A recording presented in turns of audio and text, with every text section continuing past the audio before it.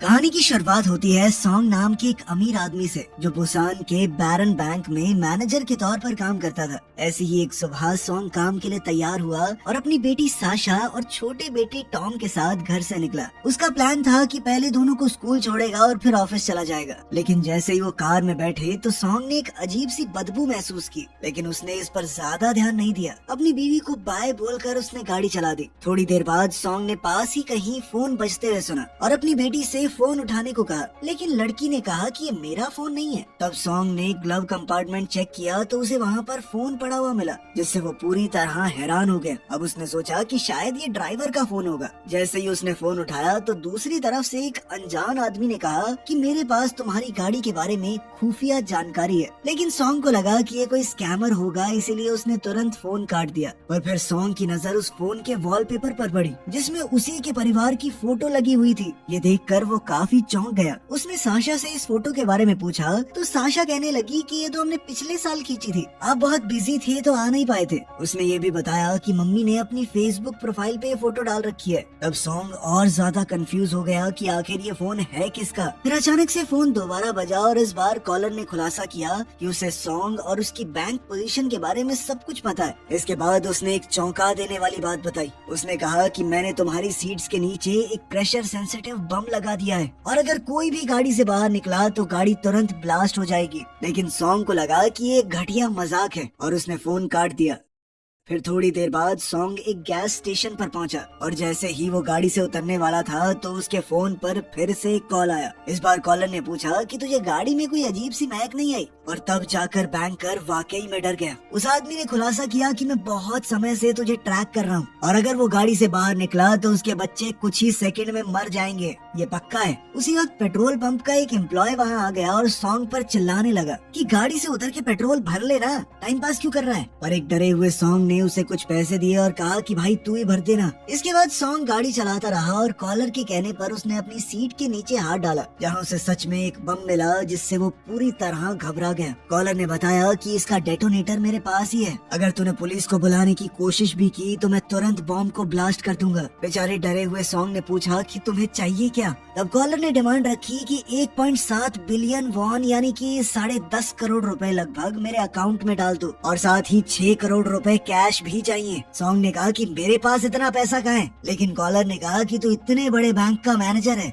इतनी रकम जमा करना तेरे लिए मुश्किल तो नहीं होना चाहिए। थोड़ी देर बाद वो बच्चों के स्कूल के पास पहुँचे, जहाँ टॉम के दोस्त गाड़ी के पास आकर उससे मिलने लगे थे। पर सॉन्ग ने घबरा कर अपने बेटे को गाड़ी से बाहर ना निकलने को कहा और फिर जल्दी से बाकी बच्चों को वहाँ से भगा दिया। बेचारे बच्चे समझ ही नहीं पा रहे थे कि ये क्या हो रहा है। लेकिन फिर कॉल कर रहे आदमी ने सॉन्ग को मजबूर किया कि वो उन्हें सच बताए। तब सॉन्ग ने मजबूरी में बच्चों को बताया कि उनकी सीट के नीचे बम लगा हुआ है और ये सुनते ही दोनों बच्चे पूरी तरह घबरा गए। इतनी ही देर में सॉन्ग को अपने कलीग का कॉल आया जो बहुत ज्यादा घबराया हुआ था। पता चला कि उसे भी इसी अजनबी का फोन आया था और उसकी गाड़ी में भी बम लगा हुआ है। सॉन्ग ने उससे उसकी लोकेशन पूछी और थोड़ी ही देर में वहाँ पहुँचकर उससे मिला। वहाँ उसने देखा कि उसके कलीग की बीवी भी कार में बैठी हुई थी, लेकिन वो बाहर निकलना चाह रही थी क्योंकि आज का दिन उसके लिए बहुत जरूरी था। उसे बम वाली बात पर यकीन नहीं हो रहा था, इसलिए सॉन्ग ने उसे शांति से समझाया और थोड़ी देर गाड़ी में ही बैठे रहने को कहा, जिसे वो मजबूरी में मान गई। इसी बीच एक आदमी वहाँ पर आया और सॉन्ग पर चिल्लाने लगा क्योंकि उसकी वजह से सड़क ब्लॉक हो रही थी। इसीलिए उसने माफी मांगी और गाड़ी हटाकर पार्क करने के लिए आगे बढ़ गया। लेकिन वहीं दूसरी ओर उसके कलीग की बीवी इंतजार करते करते थक चुकी थी और वो मना करने के बावजूद गाड़ी से बाहर निकल गई। अगले ही पल गाड़ी जोरदार धमाके के साथ ब्लास्ट हो गई, जिसमें सॉन्ग का कलीग और उसकी बीवी दोनों वहीं पर मर गए। ये देखकर वहाँ मौजूद सब लोग और सॉन्ग का पूरा परिवार पूरी तरह हिल गया, क्योंकि इससे ये पक्का हो गया था कि धमकी बिल्कुल सच्ची है। उसके बच्चे शॉक में चले गए थे और धमाके की वजह से एक लोहे का टुकड़ा टॉम की टांग में घुस गया था, जिससे खून बहने लगा। टॉम दर्द से चीख रहा था और सॉन्ग अब पूरी तरह से घबरा गया। तब कॉलर ने फिर से पैसों की डिमांड की और अपने बेटे को इस हालत में देखकर सॉन्ग मजबूरी में पैसे देने को तैयार हो गया। उसने भीख मांगी कि पहले मेरे बेटे को मुझे हॉस्पिटल ले जाने दो, लेकिन कॉलर ने कहा कि मुझे लड़का जिए या मरे कोई फर्क नहीं पड़ता। रहम करना तो दूर, उस आदमी ने डिमांड और बढ़ा दी और कहा कि सॉन्ग अपने मरे हुए कोवर्कर के हिस्से का भी पैसा देगा। ये सुनकर सॉन्ग ने बहस की कि इतनी बड़ी रकम निकालने पर बैंक को शक हो जाएगा, लेकिन इस पर कॉलर ने खुलासा किया कि मैं पहले से जानता हूँ तुम्हारे देश से बाहर वाले अकाउंट में कितना पैसा पड़ा है। फिर हार कर सॉन्ग ने अपने एक जूनियर को कॉल किया और उसे बताया कि मुझे एक नई इन्वेस्टमेंट अपॉर्चुनिटी मिली है। सॉन्ग ने उससे कहा कि वो तुरंत उनके वीआईपी क्लाइंट्स को कन्विंस करे ताकि वो अपना पैसा इन्वेस्ट करने के लिए मान जाए। उसका जूनियर मान गया और कुछ क्लाइंट से बात भी की, लेकिन फिर भी जो पैसा जमा हुआ वो कॉलर की डिमांड जितना नहीं था। इससे परेशान होकर सॉन्ग ने अपने जूनियर से वीआईपी क्लाइंट्स की लिस्ट मांगी ताकि वो खुद उनसे बात कर सके। थोड़ी देर बाद सॉन्ग ने उनके सबसे इम्पोर्टेंट क्लाइंट से बात की और उन्हें समझाने की कोशिश की कि ऐसी इन्वेस्टमेंट का मौका जिंदगी में एक बार ही आता है। उस औरत को इस बात में काफी दिलचस्पी हो गई और उसने बताया कि उन्होंने अभी अभी अपनी एक जमीन भी बेची है, लेकिन इतना बड़ा फैसला लेने से पहले मुझे अपने पति से बात करनी पड़ेगी। लेकिन सॉन्ग ने जिद करनी शुरू कर दी कि मैम टाइम नहीं है, जल्दी से करना पड़ेगा हमें। लेकिन इस बात से औरत को शक हो गया और उसने तुरंत कोई भी फैसला लेने से मना कर दिया। अगले ही पल कॉलर ने कहा कि पहले कैश से शुरुआत करते हैं और उसने सॉन्ग से अपनी बीवी को कॉल करके पैसे भेजने को कहा। कोई और रास्ता न देखकर सॉन्ग ने तुरंत अपनी बीवी को फोन किया और उसे बैंक से सारे पैसे निकाल कर एक जगह डिलीवर करने को कहा। ये सुनकर वो पूरी तरह चौंक गई। ऊपर से उसे फोन पर अपने बेटे के रोने की आवाज भी आ रही थी जो उसे और ज्यादा डरा रही थी। लेकिन सॉन्ग ने उसे यकीन दिलाया कि सब कुछ ठीक है। ऊपर से साशा ने भी अपनी माँ से कह दिया कि हम बिल्कुल ठीक है मम्मा, ये तो ऐसे ही रो रहा है। फिर भी सॉन्ग की बीवी ने कहा कि मैं पुलिस को खबर करूंगी, लेकिन सॉन्ग ने उसे सख्ती से मना कर दिया कि ऐसा कुछ मत करना। अब परेशान होकर सॉन्ग उससे भीख मांगने लगा कि जैसा कह रहा हूँ वैसा कर दे, मान जा प्लीज। और तब जाकर उसकी बीवी मानी। उधर पुलिस स्टेशन में ऑफिसर्स पहले हुए ब्लास्ट की इन्वेस्टिगेशन कर रहे थे। वो सीसीटीवी फुटेज देख रहे थे जिसमें सॉन्ग अपने कोवर्कर से बात करता दिख रहा था और ऐसा लग रहा था कि दोनों के बीच में झगड़ा हो रहा है। फिर उन्होंने ये भी देखा कि ब्लास्ट होने से तुरंत पहले सॉन्ग वहाँ से हट गया। इससे उन्हें शक हुआ कि उसे पहले से इस बारे में पता था कि ब्लास्ट होने वाला है। इस वजह से उन्हें शक हुआ कि शायद सॉन्ग ही अपराधी है और उसने किसी आपसी दुश्मनी के चलते अपने साथी को मार दिया है, जबकि फुटेज में वो कुछ कर भी नहीं रहा था।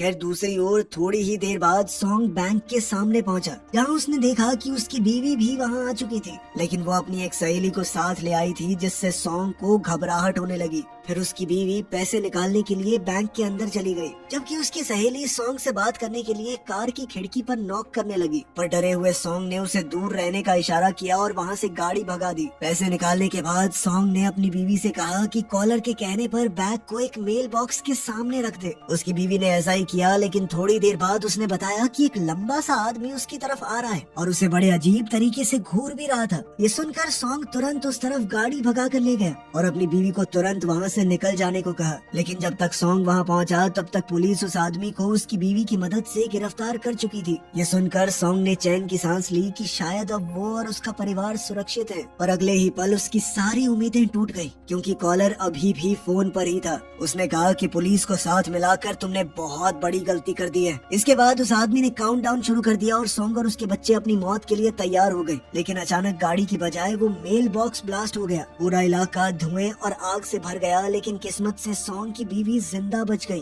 और वो उससे बात कर पाई। ये देखकर डरा हुआ सॉन्ग वहाँ से गाड़ी भगा कर निकल गया, जबकि कॉलर लगातार पैसे मांग रहा था और कह रहा था कि किसी भी कीमत पर मुझे पैसे चाहिए। उसी वक्त पुलिस ने एक और सीसीटीवी फुटेज देखी जिसमें सॉन्ग दूसरी ब्लास्ट वाली लोकेशन पर भी मौजूद था। इससे उन्हें पूरा यकीन हो गया कि ये सारे कांड यही आदमी कर रहा है और उसे ढूंढने के लिए हर तरफ पुलिस फैल गई। इधर सॉन्ग ने अपने जूनियर को फोन किया और पता चला कि वो अभी भी पूरा पैसा जमा नहीं कर पाया। गुस्से में सॉन्ग उस पर चिल्लाने लगा और फिर कॉलर को बताया कि देख भाई, मेरे पास जितना भी पैसा है मैं ट्रांसफर कर दूंगा, बस मेरे बच्चों को जाने दे। लेकिन कॉलर ने साफ कह दिया कि जब तक उसे पूरी की पूरी रकम नहीं मिलती वो कोई डील नहीं करेगा। ऊपर से उसका बेटा टॉम काफी खून बहने से अब बेहोश होने की कगार पर पहुंच चुका था। सॉन्ग ने फिर से कॉलर से भीख मांगी कि पहले उसे बेटे को हॉस्पिटल पहुंचाने दिया जाए, लेकिन उस आदमी ने फिर भी कोई दया नहीं दिखाई। थोड़ी देर बाद एक पुलिस वाला सॉन्ग के पास आया और उसे गाड़ी से बाहर आकर बात करने को कहा, लेकिन सॉन्ग ने मना कर दिया और हॉस्पिटल ढूंढने के लिए फुल स्पीड में गाड़ी भगा दी। इसके बाद पुलिस ने सख्त एक्शन लिया और उसके पीछे कई पुलिस गाड़ियां और हेलीकॉप्टर लगा दिए। एक जबरदस्त चेज के बाद पुलिस ने आखिरकार सॉन्ग को घेर लिया और अब उसके पास भागने का कोई रास्ता नहीं बचा था। एक ऑफिसर ने आकर उसे कार से बाहर निकलने को कहा। तब सॉन्ग ने मजबूरी में सच बता दिया कि सीट्स के नीचे बम लगा हुआ है। साथ ही उसने ये भी कह दिया कि अगर मुझे तुमने जाने नहीं दिया तो मेरे बच्चों के साथ ही मैं बम ब्लास्ट कर दूंगा। ये सुनकर सभी पुलिस वाले चौंक गए। थोड़ी देर में बॉम्ब स्क्वाड को बुला लिया गया और चीफ ऑफिसर्स ने स्नाइपर को ऑर्डर दिया कि जैसे ही बच्चे गाड़ी से बाहर निकले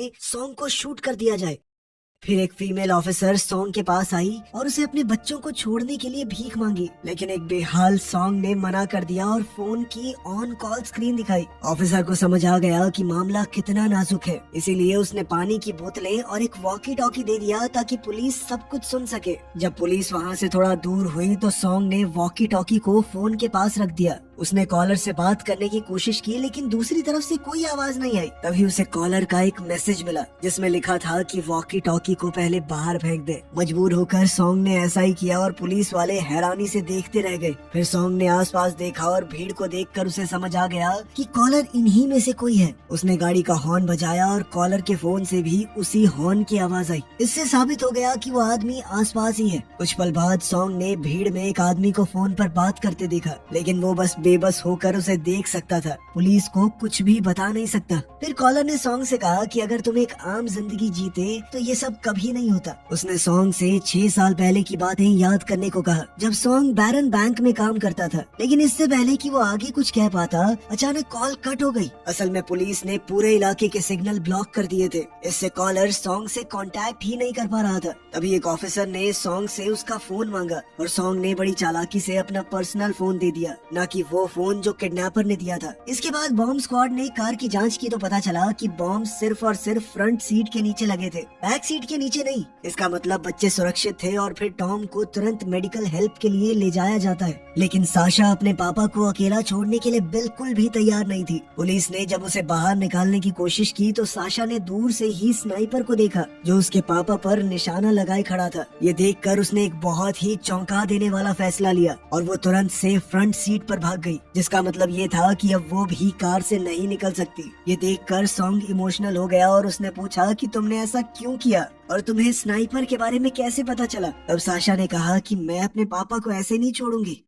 उधर वो फीमेल ऑफिसर पुलिस चीफ पर चिल्लाने लगी कि स्नाइपर लगाकर तुमने लड़की को डरा दिया। लेकिन चीफ कहने लगा कि असली गुनहगार सॉन्ग ही है, क्योंकि उसके फोन में किसी भी अजनबी के साथ कोई कॉल रिकॉर्ड नहीं मिला। खैर थोड़ी ही देर में सैम नाम का एक जवान लड़का आया और खुद को सॉन्ग का भाई बताकर उससे मिलने की परमिशन मांगने लगा। पुलिस को लगा कि शायद वो सॉन्ग को अपनी बेटी को छोड़ने के लिए मना लेगा, इसीलिए उसे जाने की इजाजत दे दी गई। फिर जैसे ही सैम सॉन्ग के पास पहुंचा तो एक चौंका देने वाला खुलासा किया कि वही असली कॉलर है। गुस्से से भरे सॉन्ग ने उसे तुरंत पकड़ लिया, लेकिन सैम ने धमकी दी कि मैं बॉम्ब को ट्रिगर कर दूंगा। उसने कहा कि मुझे मरने से कोई डर नहीं लगता, क्योंकि मेरे पास खोने के लिए कुछ नहीं बचा और ये मासूम लोग भी साथ में ही फटेंगे। ये सुनते ही सॉन्ग बुरी तरह घबरा गया और वादा किया कि वो सारे पैसे ला देगा, बस कम से कम उसकी बेटी को छोड़ दिया जाए। हैरानी की बात ये थी कि सैम मान गया और बम को कुछ देर के लिए डीएक्टिवेट कर दिया, जिससे साशा सुरक्षित गाड़ी से बाहर निकल गई। लेकिन अगले ही पल उसने एक और चौंका देने वाली बात बताई। असल में उसने पहले ही टाइम बॉम्ब एक्टिवेट कर दिया था, जिसमें अब सिर्फ 18 मिनट बचे थे। उसने कहा कि वो साशा को अपने साथ ले जा रहा है और अगर तब तक पैसे नहीं मिले तो लड़की का काम तमाम कर दूंगा मैं। इतना कहकर सैम लड़की को साथ लेकर वहाँ से निकल गया और इधर पुलिस ने भी उसे नहीं रोका, क्योंकि वो उसे सॉन्ग का भाई समझ रहे थे।